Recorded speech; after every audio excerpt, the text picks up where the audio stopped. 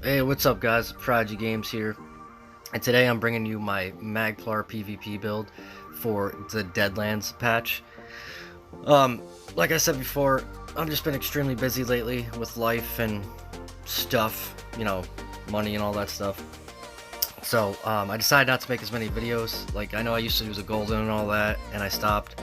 I'm gonna try to put out as much videos as I can, guys. I'm just going through some things right now, but that doesn't stop me from giving you my PvP builds that I've been playing. I've also been playing a lot of Halo, guys.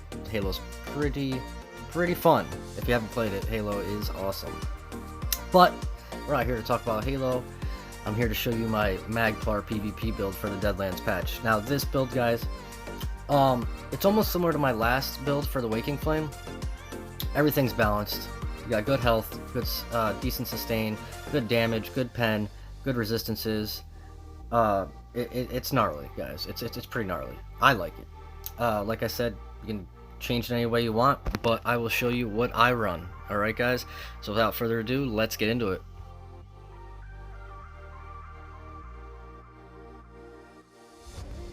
Alright, so for the stats, I'll show you the stats first. Buff up a little bit. 30k Magicka, 30k health, 21k stam, 1200 mag recovery without a pot. Let's pop a pot real quick. That's 1500 mag recovery, 5300 spell damage, 10.5k spell pen, 26, almost 27k resistances, and 2300 crit resist. We have 49 into Magicka, 15 into health. On the back bar, we'll see right here. 31k Magicka, 30k health, 1500 mag recovery still, 4700 spell damage on the back bar, 27k resistances, 2300 crit resist. Alright, let me just check this time real quick. Alright, so for our gear, guys, first set is Deadly. Deadly used to be only be able to use on Templars, but now since the hybrid changes, you can run it on a Magicka Templar because it gives weapon and spell damage. So we have a Deadly Maul.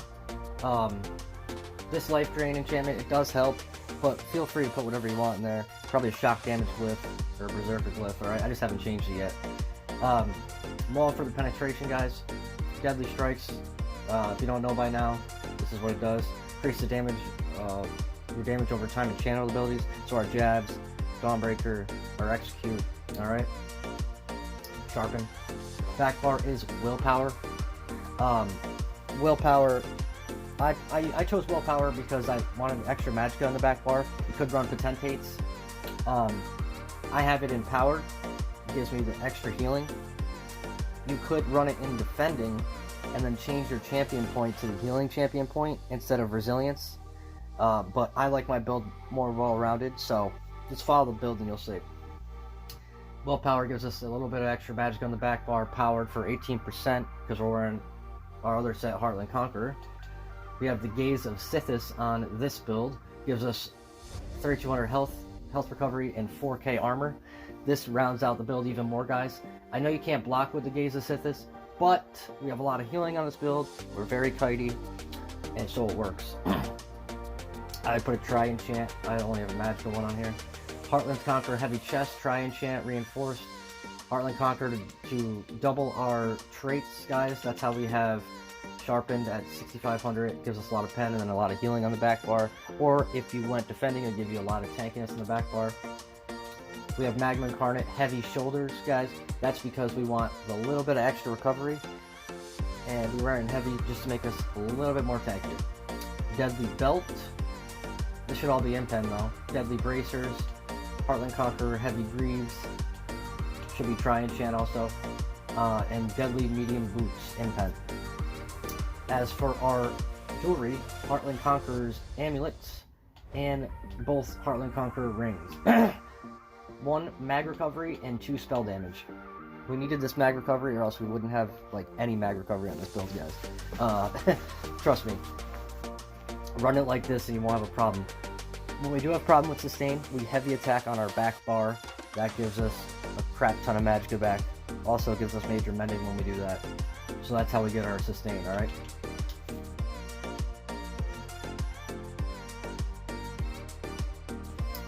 Alright, so we're gonna do the race, Mundus, food, and potions and poisons all in one go. Alright, instead of splitting it up for you guys. I'm seeing if I like this better.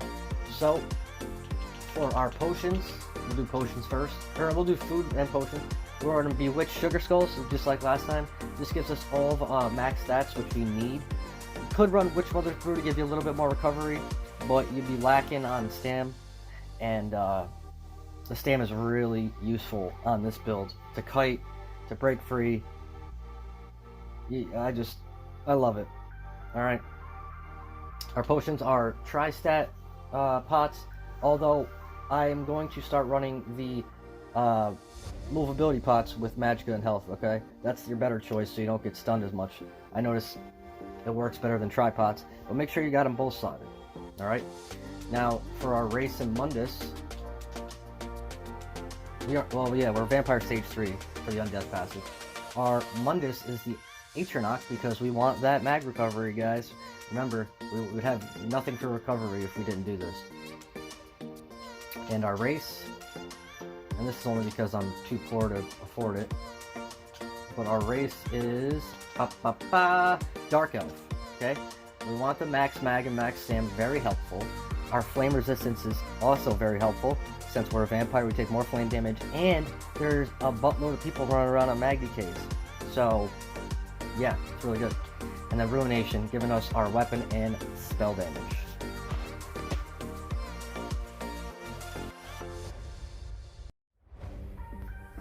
Let's see, next is the skills. Let's go over the skills, guys. So, the first skill is Degeneration. We run tripods, we don't run spell power pots, so we need a form of major sorcery. This is our form of major sorcery right here, Degen. Plus, we're wearing Deadly, so that dot damage went up. It's actually some decent damage now. Not only do you get major sorcery, but you get a nice little dot on them. It's pretty good. It is annoying casting this, and then casting a reflective light. But you gotta do what you gotta do, man. Next is Toppling Charge. This is how we gap close, this is how we stun. Between this and Dawnbreaker, we have 2 stuns. But Toppling Charge is really good. You could swap it out if you want for Purifying Light. I just don't like Purifying Light because it's so predictable. But do what you want. Next is Reflective Light. This is very good. It can hit up to 3 people, guys. Put a dot on them, flame dot, which is gonna hurt them if they're vampire, which they most likely are. Reduce their movement speed by 40% for 5 seconds, so slow them down. You get minor sorcery for proccing this because it's in the skill tree.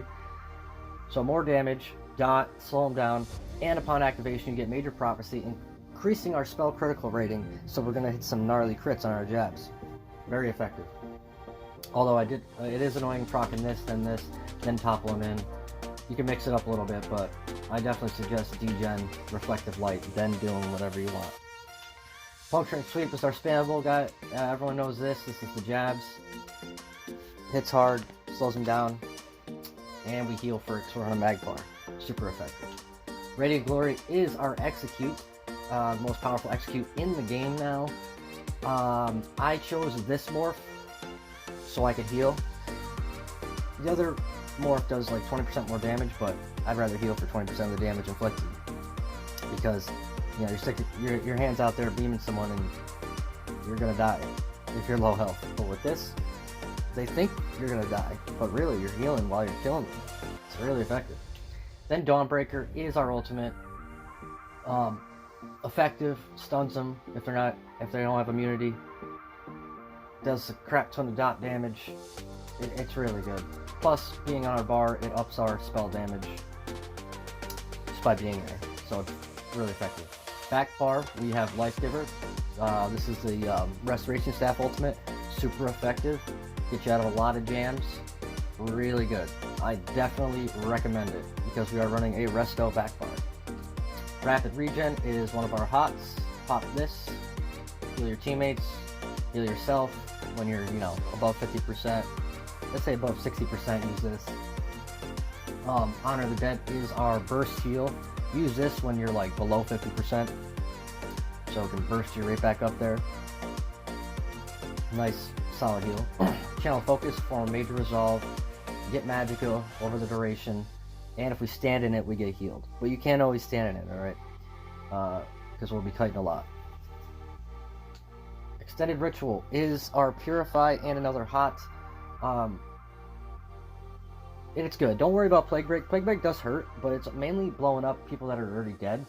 So when you Purify, it doesn't really do too much damage, especially since we got a lot of heals in this build. Don't worry about that. And we're not running Pain's Refuge because of Extended Ritual, because we're just going to purify all the dots away. Then we have Race Against Time, so we can move around a lot quicker, break out of stuns, kite. You know what I mean? It's just super effective. Definitely run this setup if I were you.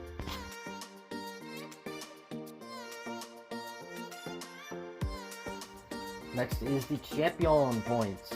Like I usually say, the green tree doesn't matter as long as you get Breakfall, Rationer. Some people like it in Liquid Efficiency. I don't, but you can. Steed's Blessing is a good one. And then Gifted Rider if you're in Cyrodiil a lot. Blue tree. Now remember I said I don't run the healing node right here because I have healing on the back bar. But if you switched your back bar to defending, then I would run Focus Mending, okay? But instead, we're running healing on the back bar so we can run Resilience, alright? There's a lot of Nightblades running around, especially Magblades because they got buffed. They hurt. Plus, procs are critting. That hurts too. You definitely want some protection, alright? And then we run Ironclad, which is one of the most powerful CPs in the game. Reduces the damage taken by all, or direct damage attacks by 10%. That's everything besides a dot. Super gnarly CP. These passives you want to get Piercing, Flawless Ritual, and War Mage. And then the last two nodes we want are Biting Aura, our area of effect attacks, that's our Dawnbreaker, and our jabs when they hit other people. And Reflective Light, I'm pretty sure the first part of the damage, not the dot, but because it hits multiple enemies, pretty sure it's an area of effect. Might not be, but Mastered Arms increases all of our direct damage except dots, so that's everything besides degen and Reflective Light. Red Tree. This one's open for interpretation, guys. Slippery, to break free, help your sustain out. I run Juggernaut to give me a little bit extra tankiness, guys, because I don't run Pain's Refuge anymore. But you could take out Juggernaut and run Celerity to get more movement speed. But I have Race Against Time on. You know what, I might switch that out myself. So feel free to either keep Juggernaut or Celerity. One or the other. But the last two we got is Sustained by Suffering to give us a little bit more sustain, because if you haven't noticed, our sustain's a little low, so this helps us out a lot. And then Relentlessness, when we are stunned or feared, we get major protection for 3 seconds, which helps us tank it out.